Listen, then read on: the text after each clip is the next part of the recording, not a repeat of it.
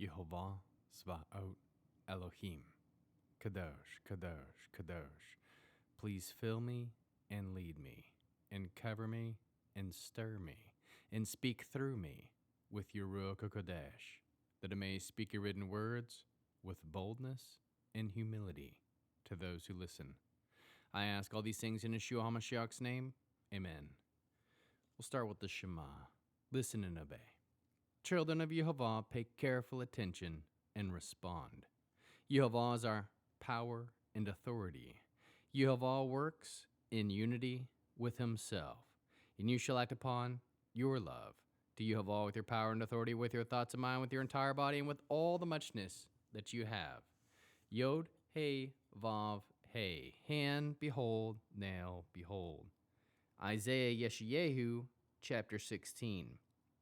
Send lambs for the ruler of the land, from the crags toward the desert, to the mountain of the daughter of Zion. The daughters of Moab at the fords of the Arnon are like fluttering birds pushed from the nest. Give us counsel. Decide to help.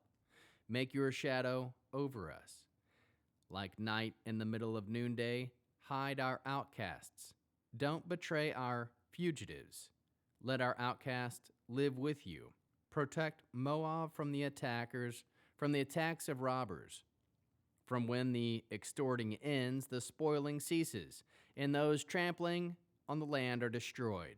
A throne will be set up by grace, and on it in the tent of David will sit an honest judge, seeking justice and pursuing righteousness. We have heard about Moab's pride, how very proud they are, about their haughty arrogance, their insolence and bravado. Therefore Moab will wail for Moab, they will all wail. You will sigh, stricken by grief, for the raisin cakes of Kir Hareset. For the grain fields of Heshbon are withering, also the vineyards of Sibmah, whose red grapes overpowered rulers of nations. Once they reached as far as Yazir, and trailed out into the desert. Their spreading branches even crossed the sea. Therefore I will weep for Sibmah's vine, as I weep for Yazir. I will water you with my tears, Heshbon and Elilel. Because the shouts of battle are falling on your summer fruits and harvest, gladness and joy are removed from the fruitful fields.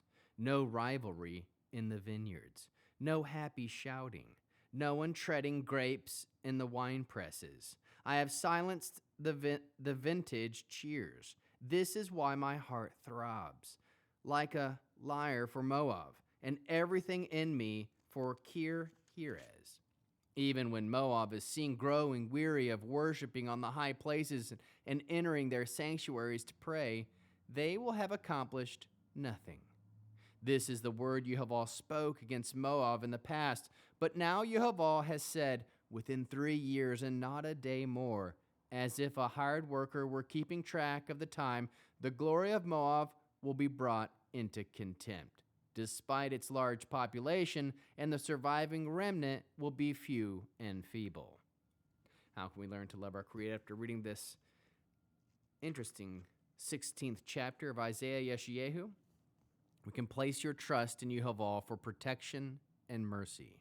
Trust that Yehovah is full of grace. Seek justice and pursue righteousness. Humble yourself in the sight of Yehovah. Aim to produce spiritual fruit pleasing from the perspective of Yehovah. Listen and obey to the written words of Yehovah. How can we love others as Yeshua loves us?